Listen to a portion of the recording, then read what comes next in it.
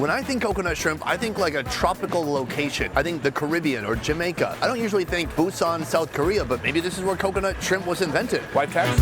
Right here we have our second fried food. This is the little crabbies. We'll not make a joke about crabs. We'll not make a joke about crabs. They look very crunchy. I do like how breaded they look, because sometimes they can fry these and not put any breading. So definitely have been battered a bit. Let me try it out.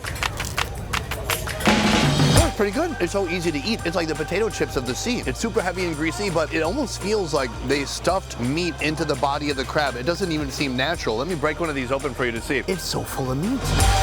Overall delicious, 8 out of 10, but it needs a sauce. Even if it had ketchup, something tangy, something sweet, it needs something to go